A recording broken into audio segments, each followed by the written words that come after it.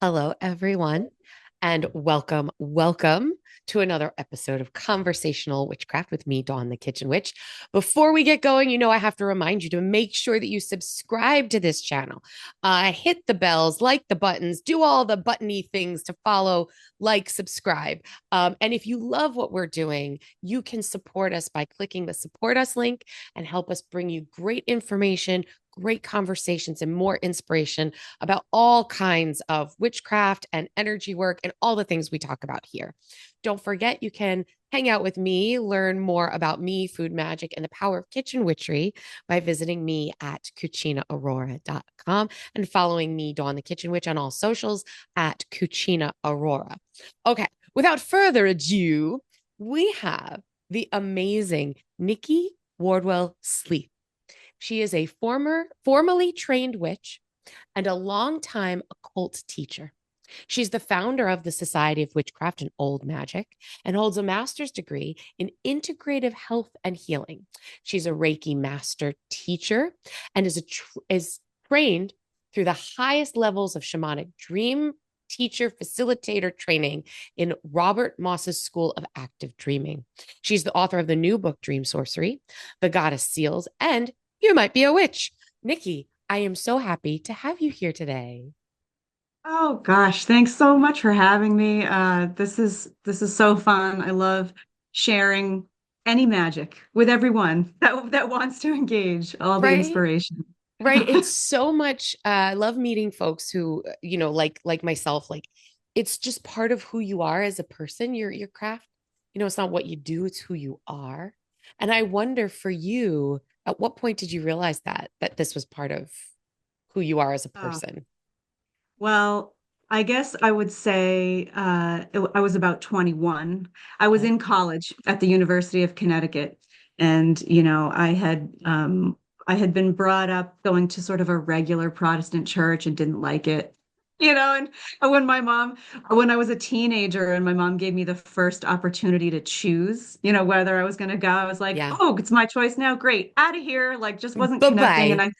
Right. And I thought I just wasn't really a spiritual person, which couldn't have been further from the truth. I just wasn't connecting with it. And then, Yeah. so I went off and went to college. And while a student at UConn, I realized after a couple of years in a row, I started noticing how my psychic skills and insight would really uh, clarify and ramp up every fall.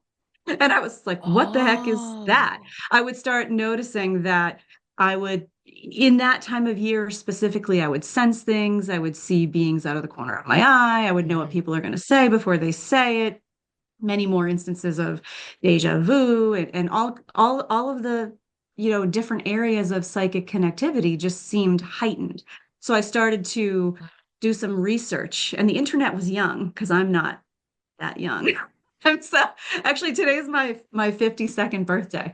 Happy And birthday. Oh my thank goodness. You're you. spending it with me. Thank you. Yes, I mean, what's better than talking about magic, really? But so, I've been around since the internet was young, but I got lucky in my searches, both online in those early days and through books, and I found some resources that were pretty good outlining beliefs of modern day witchcraft. And it was like being hit over the head, Yeah. because I was like, oh, this is everything that I believe. This is why I didn't connect to the Yeah. church. This is why I never felt like I needed a minister or a priest or somebody to be an intercessor between me and my experiences of the divine. It's just magic. The magic has been connecting me to the flow of things the whole time. And now I see that other people do this. And I knew right from that point when I found these teachings and these explanations of this outlook that was going to be me for life. Like I just Yeah. knew it, and I've never stopped studying and working magic since. Well, it's So, like it's like you find it's I try to explain this to non-magical people or non-pagan people. And you know, you cannot really put the emotion to finding that path for the first time because it's not a choice. Like you don't even choose, like you don't even really choose it. You realize, like you're you are describing, it. you realize you are it. You didn't Yes. lay out all the religions in front of you and go, that one seems good. You have that moment where you said, oh my God, this makes so much sense. Right. I did. I saw it and I knew that was me forever because it was everything I've always thought. The ways that I've always looked at the world were there in a way of being. And so yeah, actually, my first little book that I self-published, the You Might Be a Witch, that was the first book I wrote a number of years back. That's just kind of about my story of being an average like girl raised in suburban Mm-hmm. America by parents who weren't that religious but were not witchy. Yeah. Was not raised in a witchy Yeah. environment. But anyone can potentially realize that this is their way. And so that book is kind of about that story and how it can kind of happen to anyone if the realization hits you. And then a little Yeah. bit just about, what the basics of modern day witchcraft entail. But Yeah. Did you yeah, feel yeah. that like as a kid? Like similarly, I grew up in a very similar kind of environment. I'm from Long Island, New York. I had the opposite. I had really religious parents, and that never, ever felt right for me. But again, like suburban, middle class, like nothing extraordinary. If anything, it was very, very religious and very Catholic. So that sort of anything having to do with magic or witches or monsters or fairies was sort of like, okay, that's just fairy tales. But Right. as a kid, I was drawn to those things, drawn to those kinds of stories. Did you find that as a kid as well? So that when you reached that aha moment, it did, like, you kind of looked back and went, oh yeah, there was this and there was this and that or that. Yes, I mean, sure. It was always the fairy tales, the Narnia, those were my stories. I would be always outside trying to pound acorns down into a puddle of water to make a potion and figure out what I could. And I had those old school, the Gypsy Witch fortune telling cards that are like the playing cards with almost like the little Lenormand symbols on them. And my mom doesn't know where I got it. I think I grew up in Reading, Mass, in this old Victorian house that was the oldest house like in the surrounding area.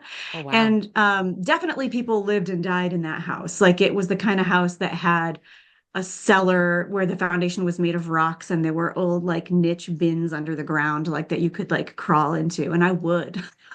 But my mom swears that I must have found those in the attic or something, and I would hide out and pretend I was like a traveling fortune teller. I love that I so little much. as a kid, and I always had deja vu and lucid dreams. And my mom didn't know anything about any of this stuff, but she would say, Nick, I think you have, she called it ESP right back in the day Uh-huh. because, she was like a young woman in the 70s. I think you have ESP. Yep. Yep. So her knowledge was like just on the very beginning of the new age movement, and she didn't really Yeah. know much. So yeah, it was interesting as a kid. So in those early days in college, when you're like describing that sort of psychic awareness. Let's say there's somebody right now who's listening to this and they're 20 years old and they're in college, or they're just realizing, whether they're in college or not, but they're realizing, oh my goodness, like I feel things, I see things, I'm sensitive to other people's emotions, and I know when the phone's going to ring and all those little things, right? Can you talk to us about the time between, like, those things were happening, but you hadn't yet found the path, and how that felt for you? And what advice would you give someone who's kind of going through that at the same time? Yeah, it felt a little lonely before I had the realization of what was Mm. going on because I could, in that old house, as a kid and stuff, I could hear um, voices sometimes of like spirits speaking and laugh. And it would be, I would be a little creeped out because I didn't have anyone to talk to it about it. And if I went to my parents, they'd be like, "Oh, it was just a dream," or "That's not real." And I knew that it was real. I wasn't making this experience up. I'm actually a very, despite being a five, I'm a 5 times Gemini, but Oh, I'm really one of the most grounded people. I am pretty clear-headed all the time. yeah. I never let my emotions really, get the better of me. I tend to be very awake, which is actually why I think I'm predisposed to lucid dreaming. But so I knew it was real. I was never like out of my mind or anxious or, delusional in any way. I knew. And so it can be lonely, and I see you, people that are feeling this. What I would say is um, start to know that those experiences that you have are something that you can develop and use as a talent. And it's the what you don't want to do is surround it with fear. It's Mm. not if you hear spirits or you are, picking up on people's thoughts and things before they happen, or you're very empathic. That's another one. Like one of the ways Mm. that psychic talent often manifests is in empathy. And you hear a lot these days about what I call empath management, where people are like, oh my God, it's so hard and it's such a burden. Well, I think we shouldn't think about it like that. I don't think your empathy should be, a thing that you bear as a burden that prevents you from moving freely around the world and experiencing the richness of this life in all the ways that you want to. I think you should use it as a talent, use it as a way to know what's needed in the moment and to help you, make the best of every situation and be a positive influence on those around you and that sort of thing. So I think whatever experiences you're having that are these sort of new, unexplored psychic awakenings that might be happening, it's an area of talent that you can develop. And there are so many good resources. I'm sure you've talked about many of them on this show with some of the great guests that you have on. Yeah, thank you for that. I'm interested for that question about empathy. I kind of want to explore that a little bit more. I think, first of all, I think that the term empath gets thrown around a lot. There's a bunch of terms that I feel like get thrown around a lot, and people maybe don't really know what they mean, or they're using the term incorrectly, or just because somebody's words upset you doesn't mean that you're an empath. Like, right? Like, really, Right. you're right. Like, if someone is you're really feeling their pain, or you're really feeling their angst, or you're in a room with someone who is going through something, and you can actually, for me anyway, it's like I can feel it in certain places in my body, right? And my partner and he and I joke around all the time. Like, I came home from work the other day, and I have like a neck issue. Like, I have a chronic issue in my neck. And he's like, oh, my neck really hurts. My neck really hurts. And I'm like, are you just picking this up? And he's like, absolutely. This is not mine. I didn't do anything with it. This is yours. And I'm feeling it because you feel it, because we're so bonded. So, um, I want to know from you and your experience, what are the top 2 or 3 ways that you could tell if you actually are an empath?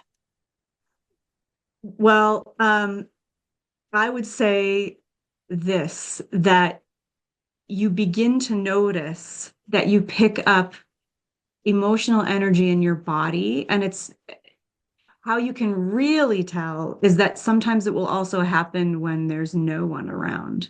So I feel like when you are truly a talented empath, sometimes you can pick up emotion, because that's what empathy is, right? It's like the sensing of other people's emotions at its core. There's all kinds of other psychic receptivity. So you're picking it up in your body. It's not in your thoughts when you're an empath. So anything else that hints at you being clairsentient, which is going to be the clair of the different modes of psychic receptivity that's involved here. Um, because you can pick up emotions from people from a distance psychically. You don't have to be in their presence. You can also pick up emotions from spirits of the dead, from other guides, from nature spirits, from the earth energies themselves. There are lots of ways of empathy being activated. It's not just through other direct physical human beings. Now, that being said, it is clairsentience because emotions are physical in their energy. Emotions aren't thoughts. And remember, we can so here's like a little quick mini lesson for all of the people out there struggling with managing empath stuff, because the key is like noticing what's yours and what's not, right? And being able to let it go when it's not yours, because you don't want to be burdened by everyone else's emotions. And that's usually the thing people complain about. Well, how do we know we have an emotion? It's not through thoughts, it's through the body. Because we can think about something right now that's unsettling or negative without feeling upset, right? Like you Right. could think about like, There's plenty. oh, There's right. plenty upsetting Any shit right now, right? Like, right. We could think about it, but we might be able to think about it just in a rational way. mhm. So it's not just the thought that gives us the emotion. It's when thoughts become so strong that it begins to have a signaling effect in the body. Mhm. So the body component is the emotion. So the first thing to do, and this is maybe the hardest part, is to remember when you're having an uncomfortable emotion to ask yourself, how do I know? So let's say it's anxiety, because I feel like that's one of the most common ones for a lot of people. So if you're feeling anxious, the big key is to be present enough to learn to say to yourself, I am feeling anxious, not to just try to like force your way through your day while Right. carrying that, Right. which the whole day will be harder, right? Yep. But to stop and say, wait, I feel anxious. And then once you recognize it, to say, how do I know I'm feeling anxious? Then what you do when you ask yourself that is you quickly take like a little body scan. Yep. There will be some sensation, and it might be subtle, but it's going to be something like either a minor, like butterflies in the stomach, or maybe a minor lump in the throat, or tension that you're holding in your head or your neck or your shoulders or something. Right There's here. going to be there's going to be a sensation that you find Right. that lends to that emotion. And once you recognize it, and you can just kind of ask your body and then let your intuition give you the first thing that you sense. Because again, it could be subtle, but once you get the answer, then the technique, the approach to help lessen it is to just put your attention on that sensation for a few minutes as if you were meditating upon it. So you Mhm. know how like when we meditate on the breath, and they say Yes. watch the breath, we're supposed to just Yes. let our awareness rest on the sensation of the breathing. So let's say it's like tension in the neck or a lump in the throat. You want to put your awareness on that sensation and watch it with no thoughts. Like, don't think about it and analyze it. Just feel it and watch it with the mind. And as you do that for like a couple minutes, that sensation is going to get harder and harder and harder to find. Because when you're putting your awareness on it, it slowly starts to dissipate and like evade your Wow. attention. And then what hmm happens is you no longer have the sensation. And after a few minutes, you'll realize, I don't actually feel quite as anxious now, because when the sensation dissipates, the things you feel anxious about are back to just thoughts, not energy that's accumulating in the body Mm.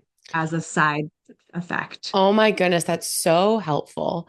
Especially I feel like right now in the state of the world, every time you turn on your phone, turn on the TV, leave the house, talk to anybody, there's so much to be anxious about and fearful. There's a lot of fear. And also on that level of empathy, you're feeling from everybody, even people that don't consider themselves empaths. Like if you're a human being, you are susceptible to other people's energy, period. Yes. Right. So nobody right now is walking around being like, everything's awesome. You go to the grocery store and it just feels like an onslaught of shit energy coming at you all the time. Could you hmm recommend, besides being able to focus in on your breath and focus where that you're feeling that in your body and then releasing that, that's a big practice, and that takes time and energy to learn how to do that. And even I'm sure for yourself you've probably been doing that forever and ever, and you're teaching this stuff, and I don't know, I still have trouble doing those things for myself on a regular basis. What do you recommend to help ward some of that? Well, I am a huge fan of any magic or energy work that just strengthens you naturally. I'm Mm. not a huge fan of wards that are shielding for the purposes of everyday management, because here's why. Generally, when you Mm. build an energy construct with your mind, like, and not to be, like offensive to anyone, but No, there's a yeah. lot of teachers out there teaching people to put up like this white bubble of light to walk around in all day. I don't abide by that. I think that's not a great idea for so many different reasons. One, when you build that, it'll work for a few minutes. It's not going to stay. And your aura is always emanating off of you. The human Mm. energy field is dynamic. It is not static. So you can't just form your aura into a bubble and then expect it to stay that way while you go around and do other stuff. Hmm. It'll be that way for a little bit.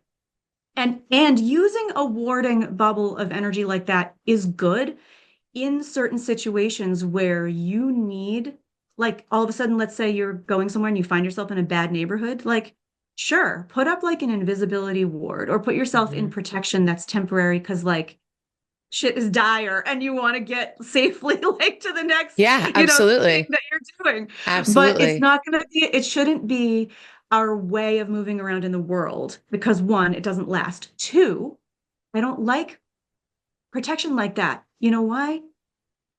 I'm, you said we S- could swear. yeah, So say anything. it's fucking fear-based. And I don't think Yes. anything that is motivated by fear is a good idea. So when you think about it, when you put yourself in a bubble, Yep. this is your energy. Hmm. You're like, ooh, good. I'm safe inside my little like Yep. my bubble boy house. And like, no, what you want is not to cower in and be separated by the world. You want to have the freedom to interact energetically with anything you so choose.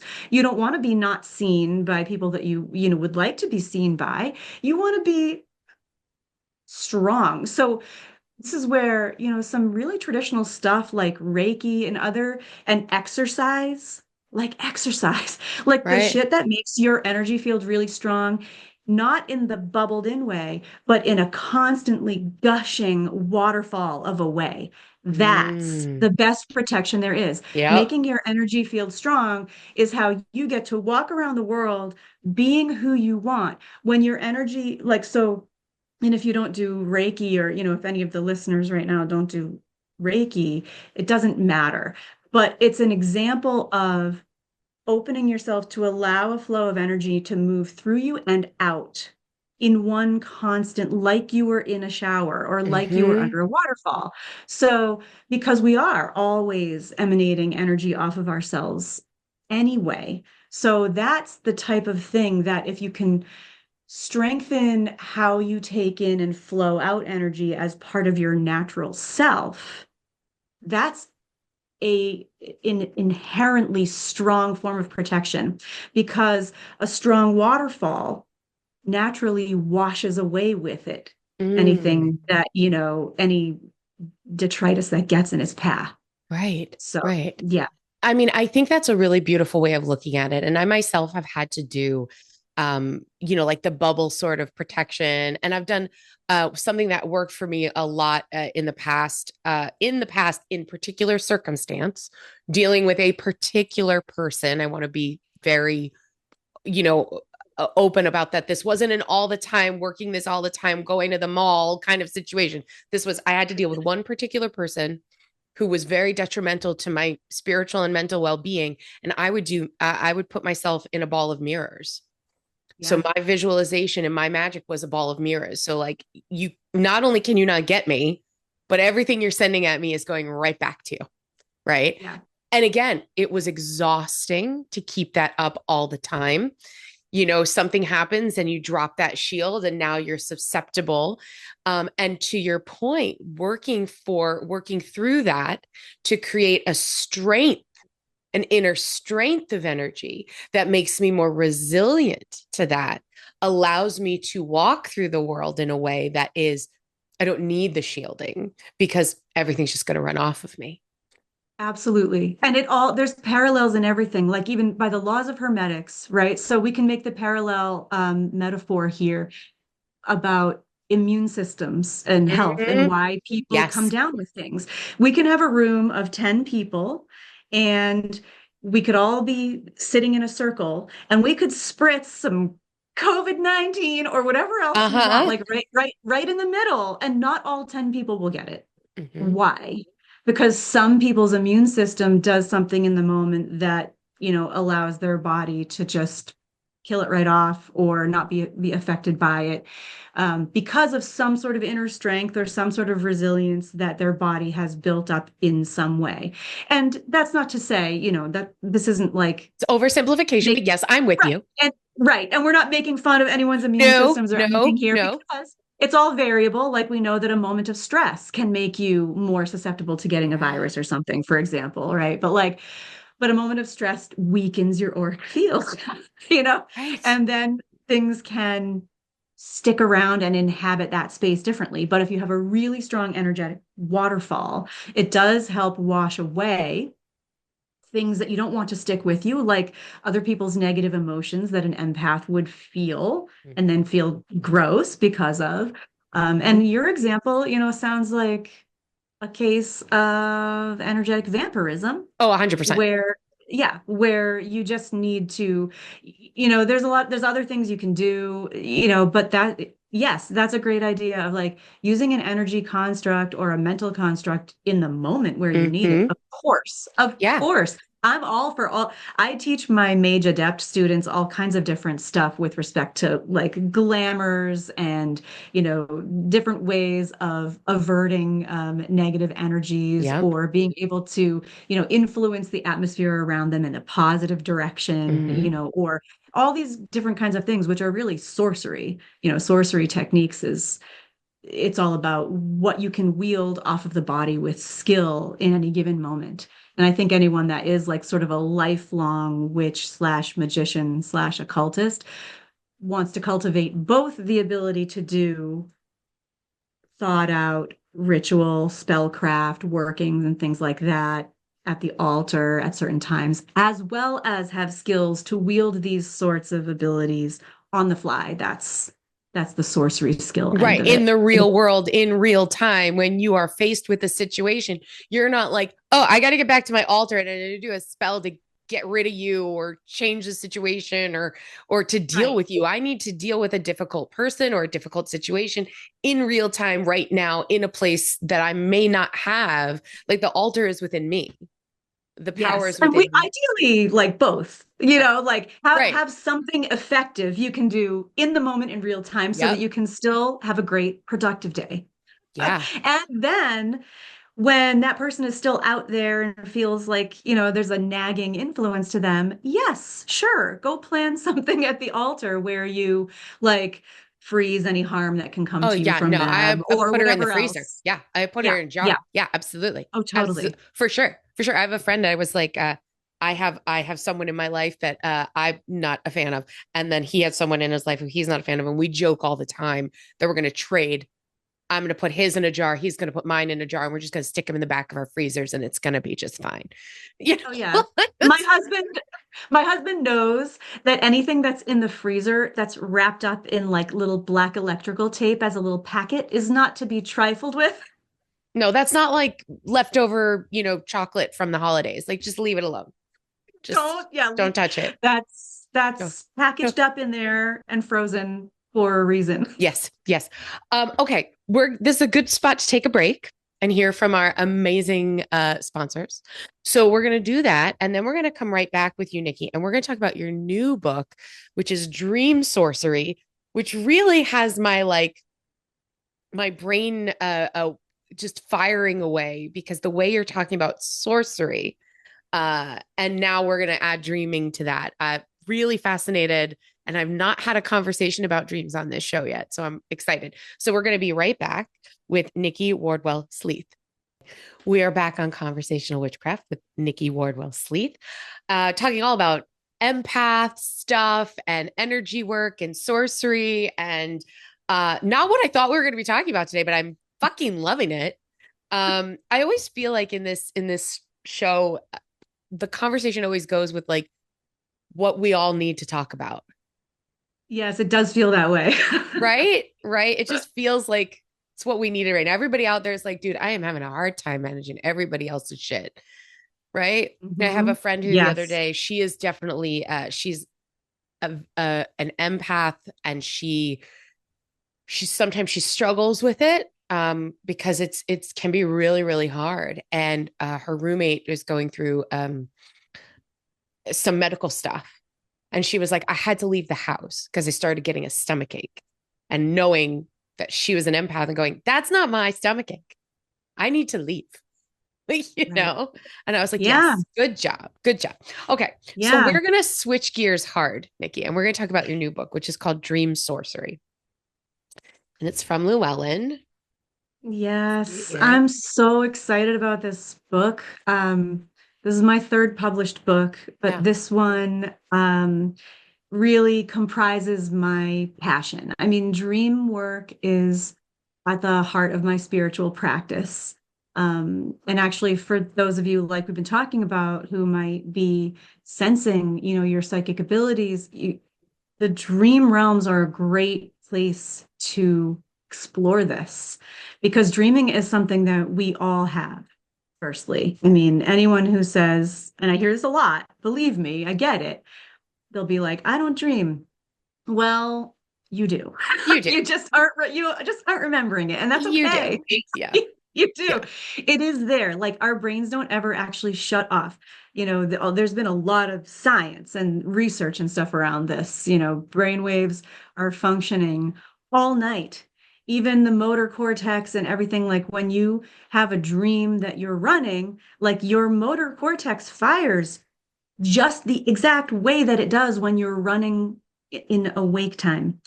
So you Amazing. are really having these experiences. It's just that it takes a whole lot of mental clarity to bring a lot of detailed information back from the night because it's almost like you need to have a bit of a bicameral mind in that moment so that there's that liminal space, which is the in between when you begin to wake up and you have a moment where you need to be able to be simultaneously aware of what you were just doing in that dream reality and the fact that here you are waking up in your physical reality. So there's a moment of being aware of both realities at once. Mm-hmm. And if you can be present enough to notice that moment, you can bring forth the memories of what you were doing, which are just limitless. I And yeah, have so so much. I have so much to talk to you about. Oh my yes, goodness. You're going to hate me by the end of this. I swear to I am no, fucking fascinated. Okay. Um so this is just let's just pretend we're not recording a show right now because there's so much like I'm just going to like blech, okay. So yeah, I am a really fucked up dreamer, right? I have that's common. crazy weird. I have a lot of stress dreams. But even when I don't have stress dreams, like some of my dreams are like terrors and some of them are just stressy. But even when they're not stressy, they're sometimes really weird.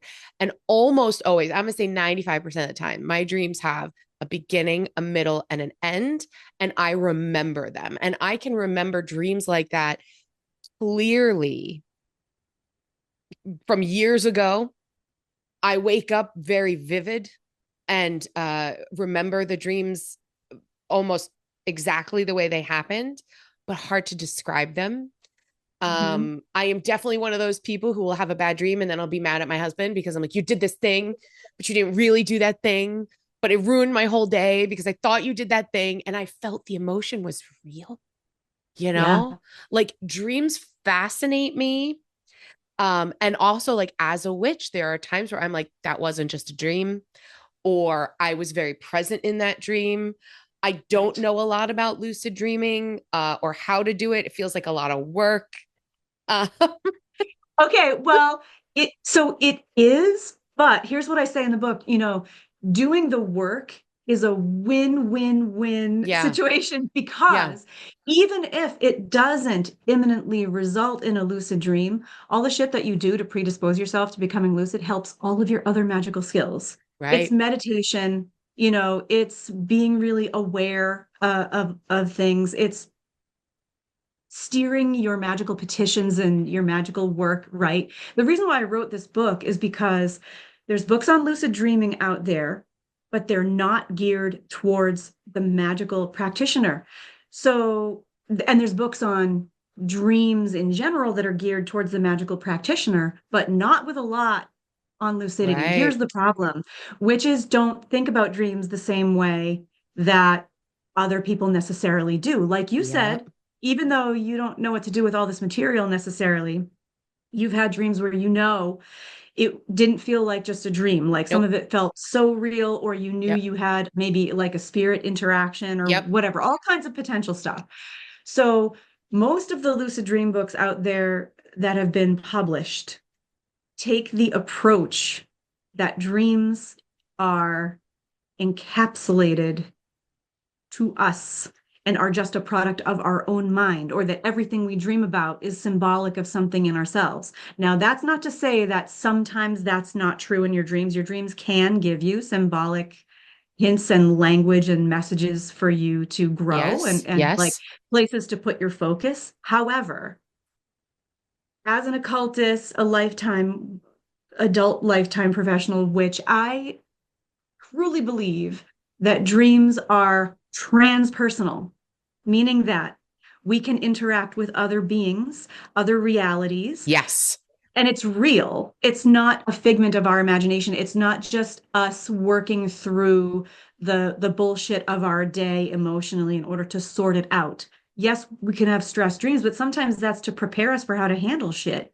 We can go Right. in like just like string theory. Like I think a lot of dreams are other versions of reality that didn't play out in the physical realm, but we can go explore, those different outcomes or what could happen. There's so much. So they're transpersonal for me and transtemporal, meaning that a lot of dreams are actually either directly, partially, or metaphorically precognitive, meaning that we do get a look ahead.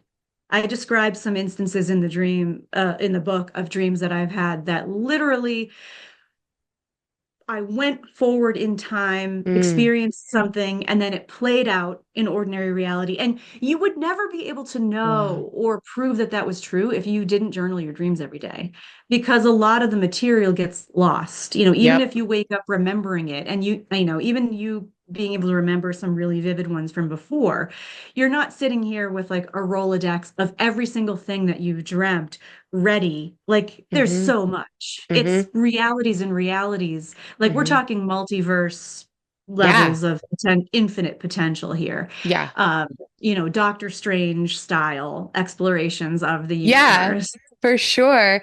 And So I want to back up just a little bit because if there's people listening that don't know what you're talking about, I want you to explain briefly, when is a dream just a dream? And what's the difference between a dream and lucid dreaming and or like those a transtemporal or what I like to like the way that I've described things like that spirit interaction as a visitation, right? What are the differences and how can you tell? well, the answer to that multi-layered question is aren't brief, which is why some Right? study and That's why practice you and wrote a dream. book. Yeah, Right? right. But okay, so so lucid dreaming. Let's start with that because I keep throwing that in there Mm-hmm. because that's where my biggest like thrill and passion lies. Lucid dreaming is when you know with 100% certainty that not only that you are dreaming, but you are fully aware of where your body is, where it is resting so you know what time of day it is when you're sleeping, Mm-hmm. and you remember every single thing about this waking life while still finding yourself there in a dream body. And I say this because it's possible to have dreams where you talk about dreams or where you go, am I dreaming? But if you're still afraid of like the weird animal in the room or the thing that's happening. If you still have fear, you are not fully lucid. Because if you were fully lucid, you'd be like, oh, I'm in a dream body. I actually can't be hurt no matter what is by this, like no matter what is happening. And you would know that you have choice, agency. You can do on the fly sorcery in that moment, whatever kind you want.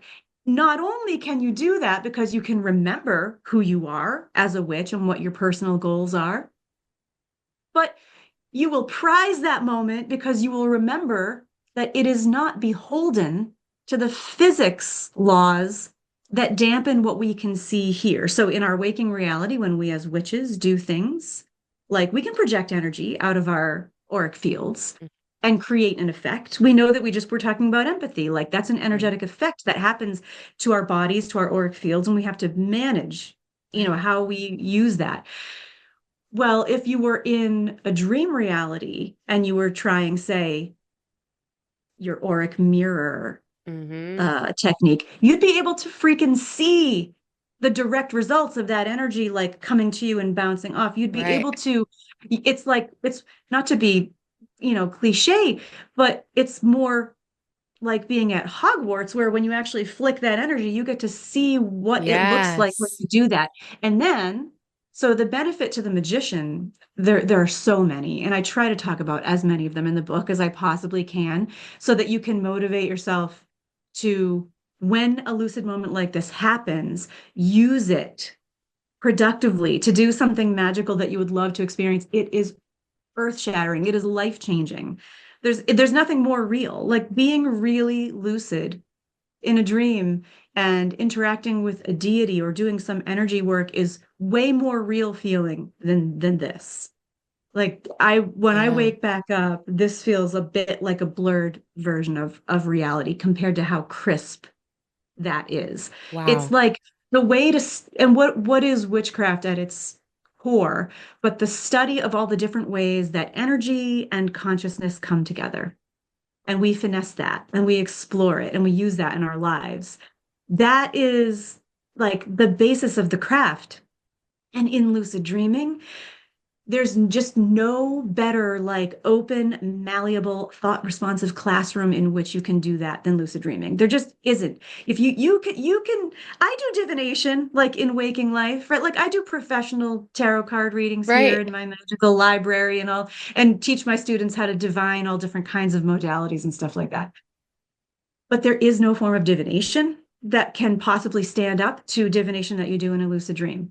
There's no way you don't have to, like, I don't know. It just is the realest thing.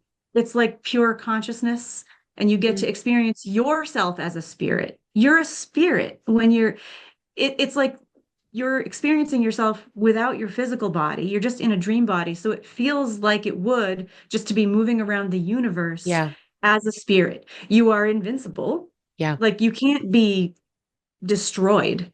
Um, can can an energy body in one reality be destroyed? Yes, but then you're just going to wake up to another version of yourself. Right. Lucid dreaming is just, I frame it in the whole book like in alchemical terms because I feel like it is a way to hasten the amount of magic and spiritual growth that we can possibly do in this lifetime, to be able to do more Right. because that's what I feel like that's what I'm here for. Like Because I'm you're here also to, practicing that craft on another plane, right? So it's yes. kind of like, to go back to your like Harry Potter analogy, right? But it's like being able to have that time turner and be in two places at once. So I can be physically resting my body, but my spirit can be, and my energy can be doing work and growing and learning and communicating and changing on another plane, on another level of consciousness. And then I come back into my physical body in this physical realm that I'm occupying just at this time for however many years I'm lucky enough to be in this realm. But I'm taking two classes at once is kind of what I'm saying. Yeah. Right? And there are so many benefits to the magic that you do. So in the magic you do in lucidity, a lot of that energy can actually follow you and directly impact your physical body. The circumstances that happen here, I and other people that I know have done like healing work that has had direct results upon waking up. Like, I mean, sometimes you can get infusions of energy from deities that you can wake up and still feel filling your Yeah. body that sometimes can last for days and days, and it rewires you, I swear. Well, And sure. Yeah. it's amazing. And so it's just the options are limitless. I have done so many experiments in lucid dreaming and documented all of the results. So I have um, projected and activated every single Futhark rune, every single Ogham letter to see what their actual, like what it would do. So it's like riding a bike. Your cortex is firing the same way, right? Like it would when you're Yeah. waking. Yeah. So if you do magic there, and you get to see and feel what really happens when you do a particular technique, then when you're awake, even though we can't see that energy here because our these this physical realm is too dense, like we can't just rocket launch off the ground and fly in our body Right. because we have gravity. Like this physical realm is too dense Right. to see a lot of energetic things. But if you've already done it in a lucid dream and then you've experienced it, when you do it here, now it's like riding a bike. You know what the outcome should feel like. So even though you can't see it, you can get back in that groove. That's what I call a neural groove, like sort of laying down the learning tracts of your mind so that your Love it. magic becomes so much more powerful in waking. It's also what I call a virtuous cycle. So like you can do magic at your altar. You can do spells to help predispose yourself to get more lucid dreams. Yeah. And then in the lucid dreams, you can do sorcery that empowers you immensely in your waking life, and they continue to feed each other. And it's just the most like glorious, amazing aspect of magic that I can possibly think of. It's incredible too because I love the places where magic and spiritual craft overlap neuroscience, right? Yes. And you're talking about those grooves in the brain. And if anyone has done any, learning or self education about brain and neuroplasticity and those grooves, right? Like if you were to do a mental practice, and we're just talking about mental, not spiritual, if you were to do a mental practice where you visualize yourself, let's say playing the piano, and you literally in your brain see the notes and feel your fingers moving on the keys, and you literally visualize that for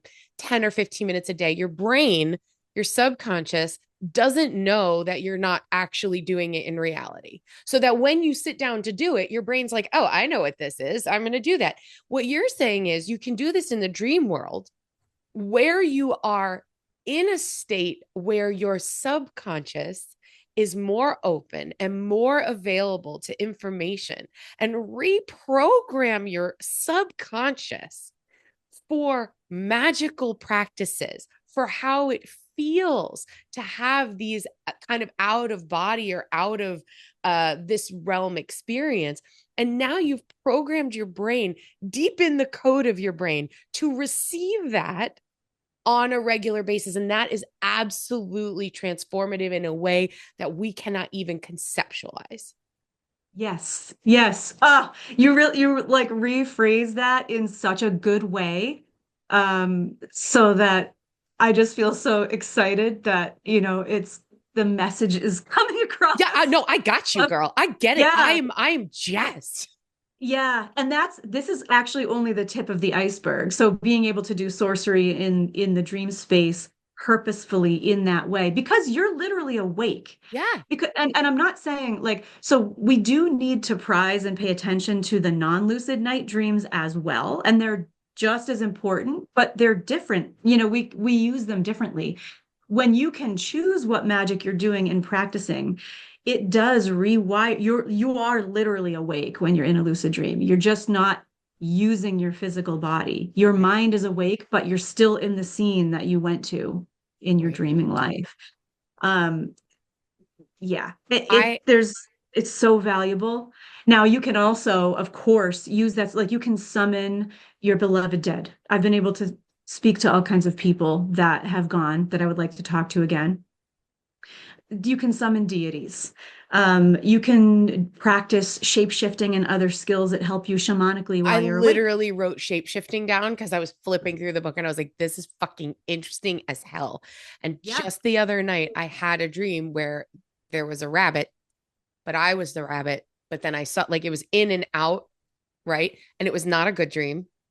It's not a good dream at all. I'm going to tell you the dream, okay? And Okay. Okay. Let's have it. I haven't even brought this to anybody yet because it scared the fuck out of me because I know that I have another friend who is she's an animal spirit like communicator, right? And I know that I'm rabbit. Like I know that I'm rabbit and rabbit is me, right? So I'm down with that. Um the dream was I have apple trees in my backyard. I lit in real in this plane. I actually have real apple trees in my backyard. And I was somewhere, and my husband and I were sort of looking at the apple trees, and there was a big ladder going up into the apple tree, and there was a rabbit climbing the ladder and eating from the apple tree. And I was like, "Oh my goodness, look at the rabbit she's eating from the apple tree. What a beautiful omen." Prosperity, abundance, blessings, the rabbit of fertility. It's amazing. And now I'm the rabbit and I'm in the tree. And now I'm back in my human form watching the rabbit. So I bounced back and forth. And then all of a sudden the rabbit fell out of the tree.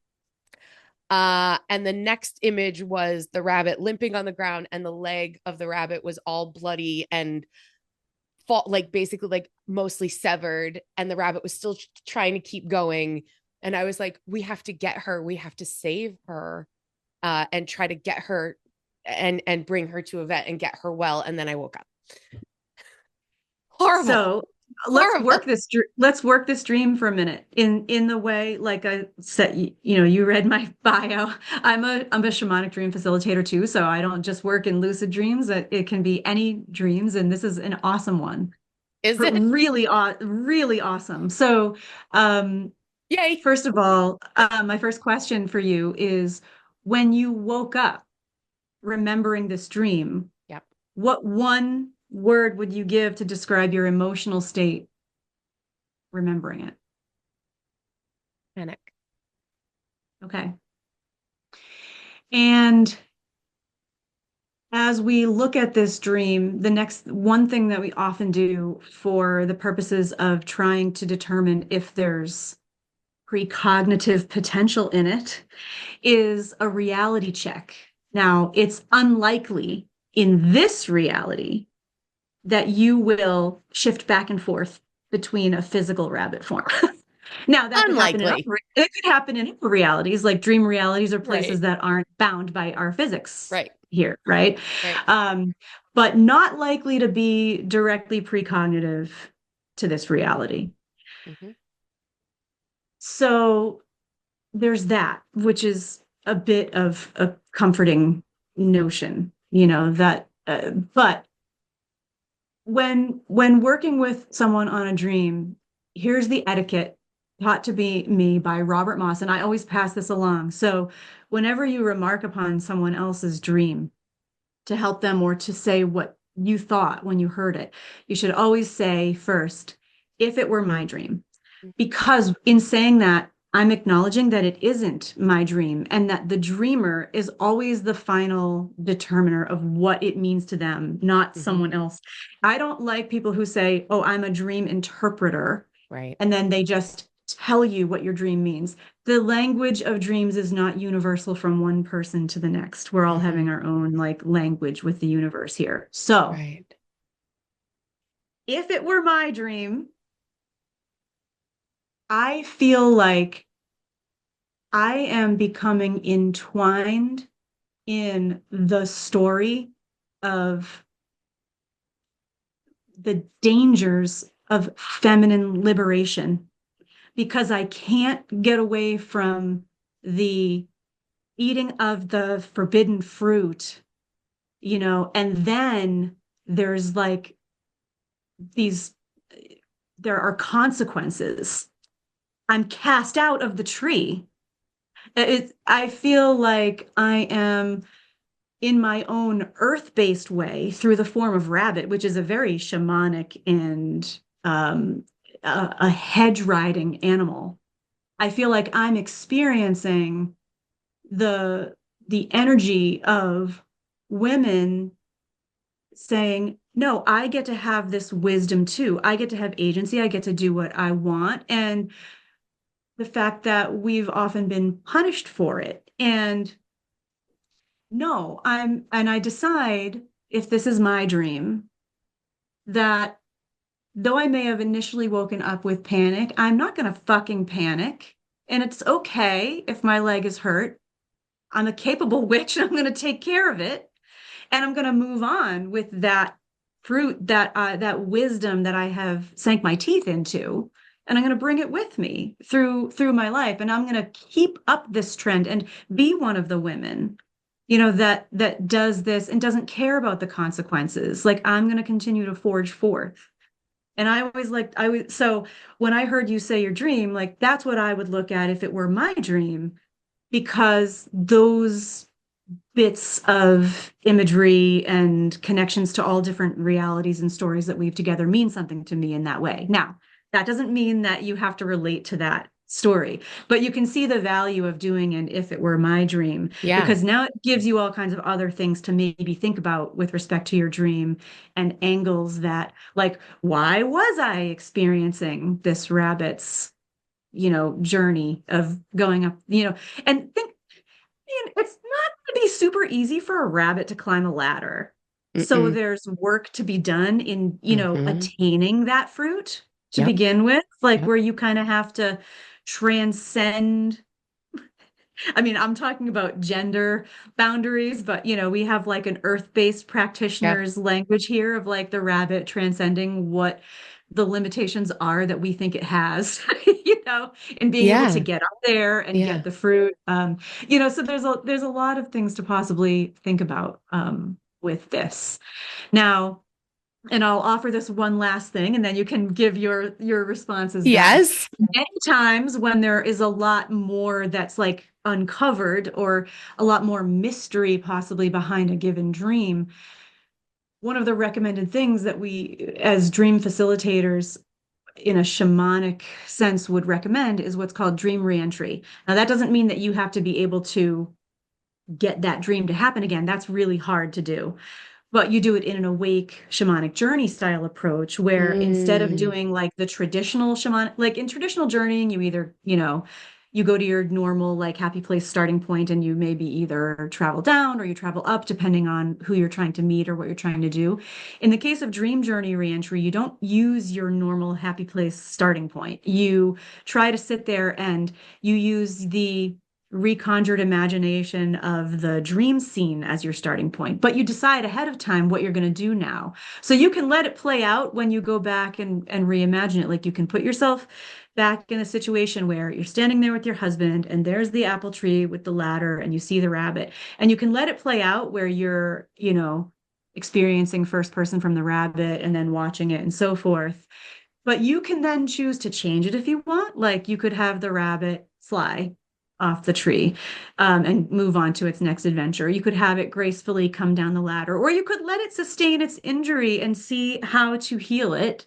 But you could see what would happen next. You can allow your own journey to play out. You can bring Yeah. other guides in if you want. Like if you work with a healing goddess, for example, you could then pause your journey and say, I call upon you, Idun, Norse goddess of the magical apples of regeneration.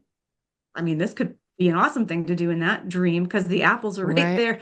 You know, um, Show me how to take this apple experience, into a rebirth or a regenerative one for myself. You can do whatever you want in the dream journey reentry, but what it does is it brings the juice of that dream into your physical waking life so that it's part of your own spiritual transformation.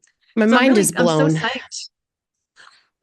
My So mind is psyched that you blown. shared that dream with us because it isn't all just about lucid dreams. But and all that being said, though, now if you do become lucid, like, well, one thing that can predispose people to becoming lucid is reading a book about Lucid dream. lucid, Yeah, for sure. by the way. But like the more you think about it, the more Right, likely you are. right, So right. you might, by reading the book, you might become lucid.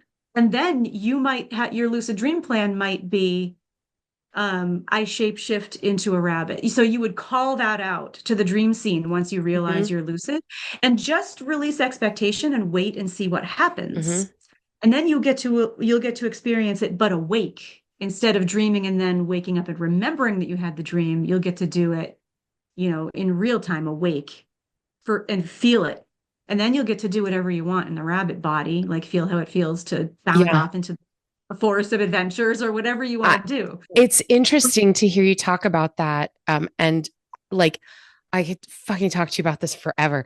But Same. I, right, like often, and this is a question.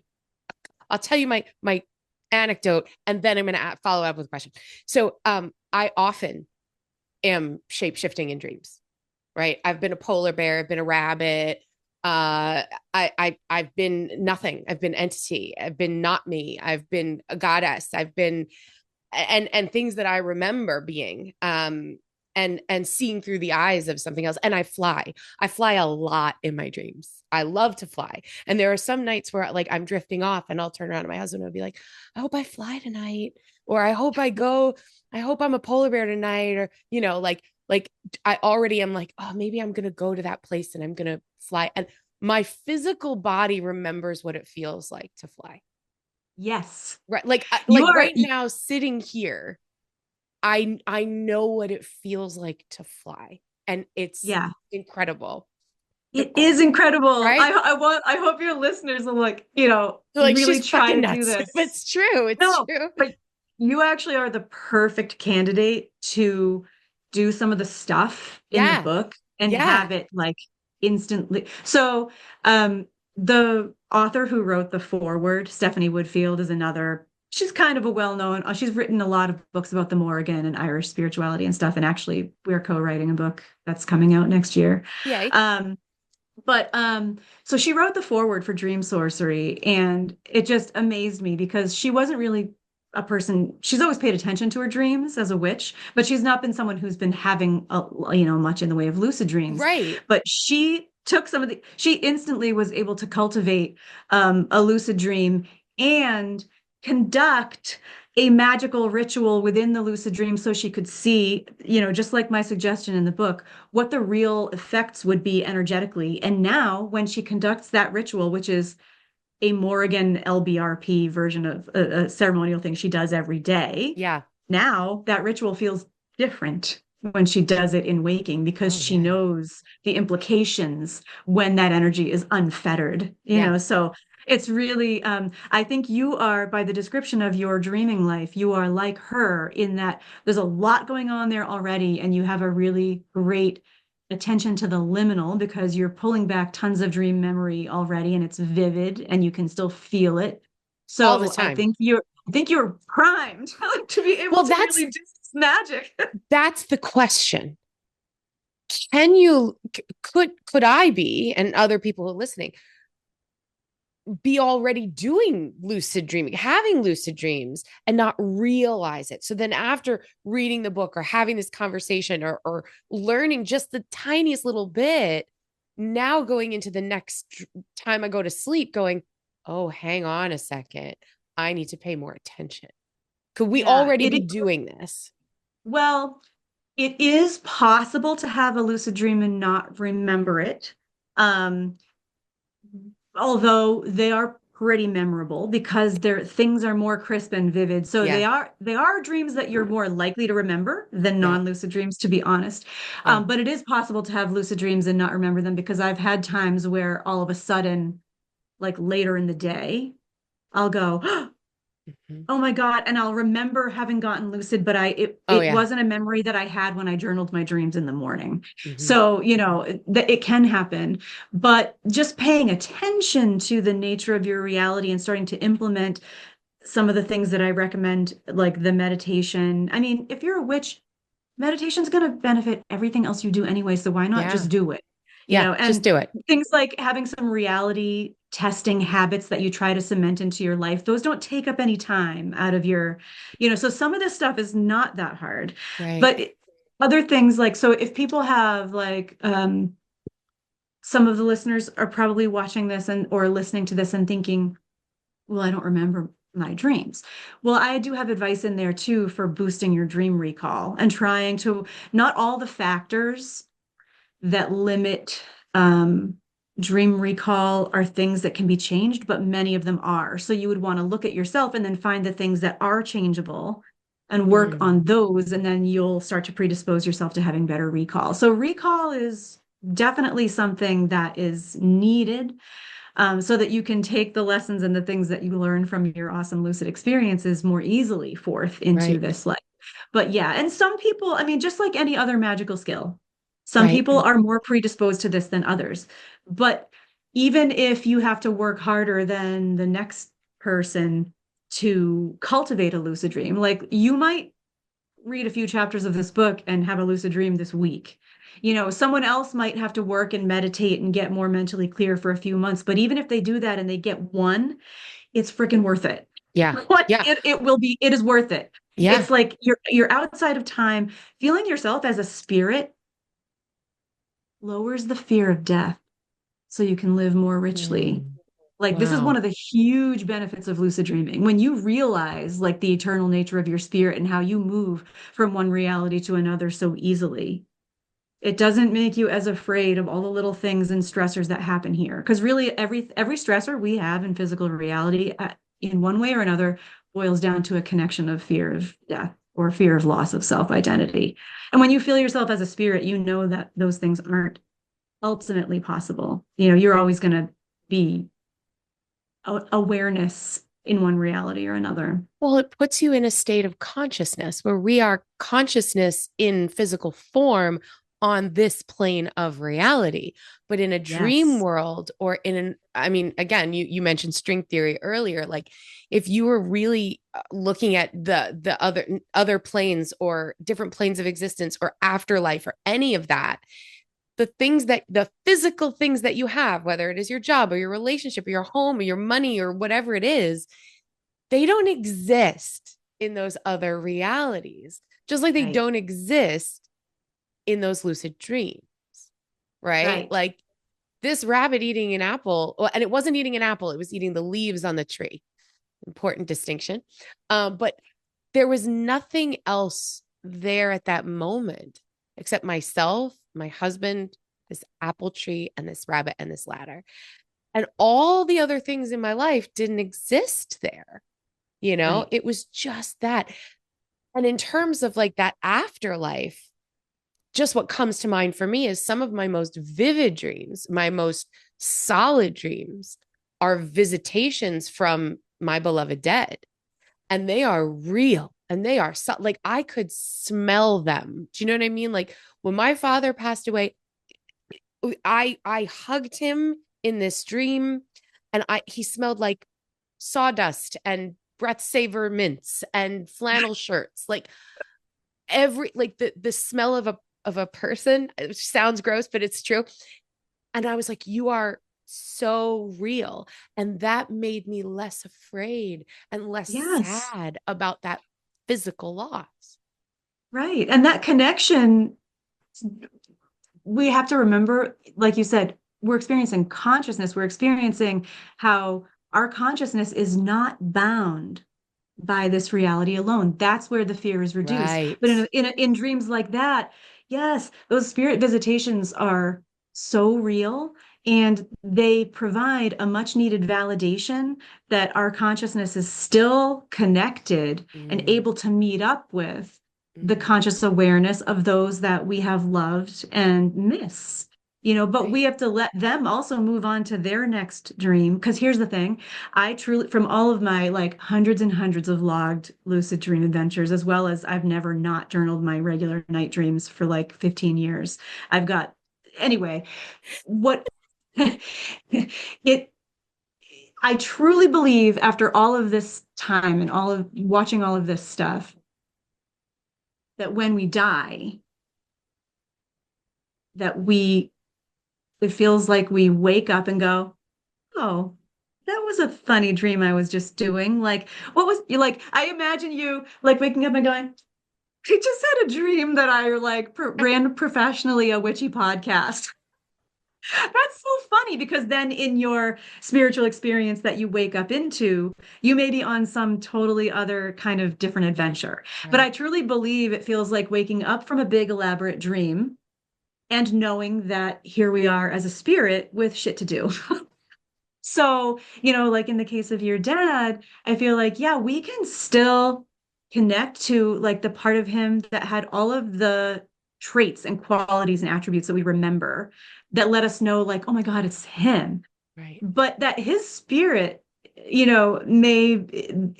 main awareness, is potentially off accumulating all kinds of other awesome adventures. Oh Like, yeah. what's his next thing to learn? Yeah. What's his next cool thing to experience? So, and all of that, I feel like in almost sort of an oversoul way, like gets added together cumulatively to comprise like who we are as spiritual beings in a larger sense. But that this is one of our like really vivid, intense, and deeply entrenched dreams. And now, I say like this is my belief system based on what I've experienced. I'm not a fundamentalist, so I would never say to people, this is how it works. I hate that Yeah. so much. Yeah.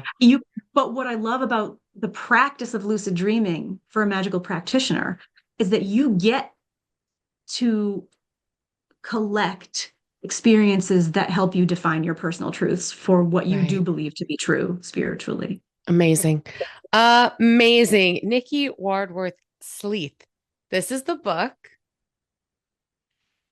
It's called Dream Sorcery. It's out through Llewellyn. Nikki, tell everyone where they can find this book, where they can find you online, where we can follow you and learn more about you. Well, the book Dream Sorcery is sold on Amazon. Um, it is also sold directly through Llewellyn. In some cases, there's pros and cons. People have said that they might uh, get it. They got their pre-orders faster through Llewellyn, but I don't know. Like if you have Prime, that might be good too. Um, and my website is just nikkieWardwellSleath.com. So if you look up the book online, like myname.com, and that has links to my other books. I wrote a really cool book called The Goddess Seals, which is a grimoire of tools for the magical practitioner. I created a modern day, basically version of something similar to the Key of Solomon the King, but that calls Cool. on the legions of goddesses instead of the legions of angelic spirits. So those are ready-to-made tools like a grimoire with instructions, magical words like ready for the chanting. It's very special. That's sold through Miskatonic Books.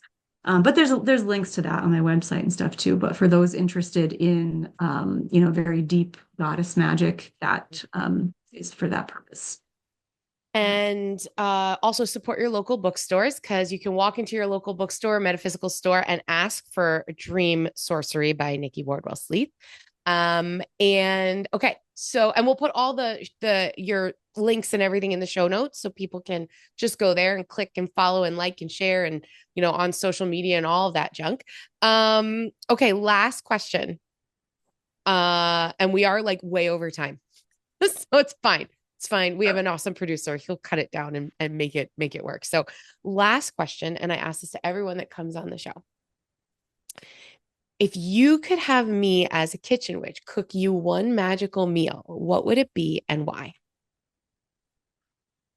Ooh, all right. Well, of course, I would want the meal to set me up for the best possible night of dreaming. So I would want soup. Okay. I would want a soup that had the best dreaming herbs in it. And maybe this is a topic for another show in the future where we meet here again someday. Um, but I would want a combination of herbs brought together in that soup that probably no one has made in a soup before, things like lemon balm and, mugwort, and but put in with foods that you could eat as your dinner. So So I want definitely dream soup. lemon balm. Lemon Oh, balm, that would be easy. Mugwort, I don't know if I could, even I don't even think I could make that into a decent soup, but like I could see some sort of a coconut soup mm, because yes. coconut is associated with moon magic and nighttime and divination and all that sort of Oh, thing. So I feel like you can make like a, I don't know how you feel about like spicy, but I feel like a coconut curry soup with a little lemon balm and lemongrass and a little like those kind of like Asian-y Thai spices would probably send you off on a really not too spicy, but just the flavors. I feel like it would send you off on a nice um comfy sleep that would kind of be enveloping. Does that make yes, sense? that's so smart. How have we not collaborated on this before? Because yes, the lunar aspects of coconut would be perfect as the base, and then actually the idea of having spice that that keeps your physical body and your Mm-hmm. digestion a little more active, which would help Mm-hmm. predispose you to lucidity. Mm-hmm. Because when think about the times that you've been dreaming and you are dreaming that you need to find a toilet, like it's because your Yeah. physical body really has to pee. Right. Right. Oh, it So happens all you the seek time. that out like in the Yes. dream reality, but the Yes. sensations of the body still influence, Yes, for what sure. you do. So the spicy cook, that would be amazing. Kind of Yeah, keep that you would be it. tethered. Yeah. That Nikki, that's a good one for your next book. Your dream soup. You need it. dream soup. Yes, for sure. Thank you so much for being here. I had a great time. I learned so much from you. Thank you so much for being here. It was wonderful to have you. Oh, thanks so much for having me. This was so much fun. And until next time, everyone, I wish you so many blessings and so much gratitude.